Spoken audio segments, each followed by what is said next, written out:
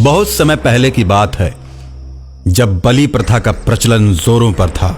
लोग देवी देवताओं को खुश करने के लिए बकरे की बलि चढ़ाया करते थे। उसी समय कुछ लोग बकरों का कान भी काट कर उन्हें छोड़ दिया करते थे। जिस बकरे के कान को काट कर छोड़ा जाता था वो देवी शक्ति से संपन्न मां काली का बकरा होता था, जिसे कोई भी डर की वजह से छूता नहीं था।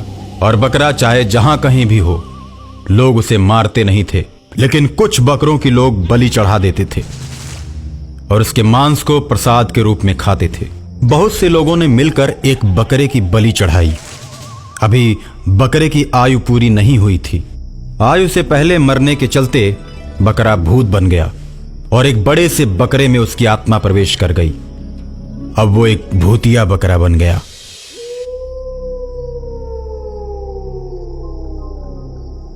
भूतिया बकरा शहर के सारे बकरों से बहुत ताकतवर था।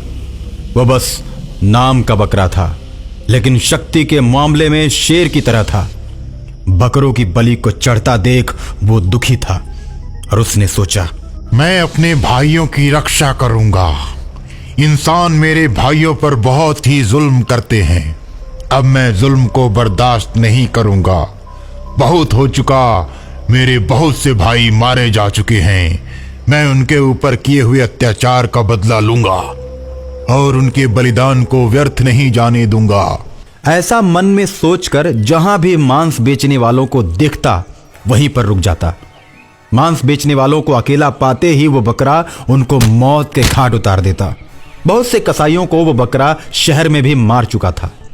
शहर में बकरे की चर्चा होने लगी कि बकरा शेर की तरह जिधर से भी गुजरता है। लोग डर की वजह से भागने लगते हैं। एक दिन वो बकरा एक मंदिर के पास गया। मंदिर के पास बैठकर आराम कर रहा था।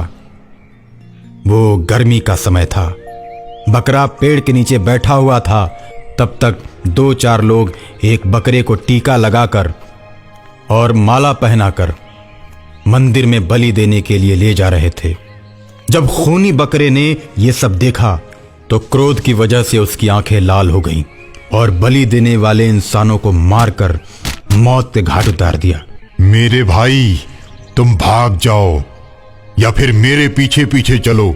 जब तक तुम मेरे साथ रहोगे तब तक कोई भी इंसान तुम्हें छू नहीं सकता। और इतना सुनकर बलि का बकरा खूनी बकरे के साथ हो जाता है। इस तरह बहुत से बलि के बकरों को वो खूनी बकरा बचाता है और बहुत से बलि देने वाले इंसानों को मार देता है। इस तरह उस खूनी बकरे के पीछे बहुत से बकरे चल पड़ते हैं।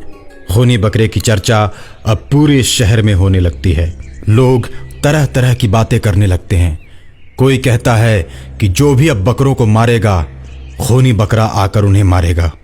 और इसी डर की वजह से लोग बकरों को मारना बंद कर देते हैं। और एक दिन खूनी बकरा उन सभी बकरों को लेकर पहाड़ों की तरफ जाता है। सभी बकरे रास्ते में जाते समय हरी हरी घासों को चरते जाते हैं और इंसानों से दूर पहाड़ों पर जाकर बस जाते हैं, जहां वे भर पेट घास चरते हैं और नदी में उतरकर पानी पीते हैं। प्रकृति की गोद में सारे बकरे अपने आप को स्वतंत्र महसूस करने लगते हैं और इंसानों का डर उन्हें कभी नहीं सताता। सारे बकरे उस पहाड़ों की वादियों के बीच, उस हरियाली के बीच खुशी और आनंद से जीवन जीने लगते हैं और अंततः उस खूनी बकरे को अपना राजा घोषित कर देते हैं।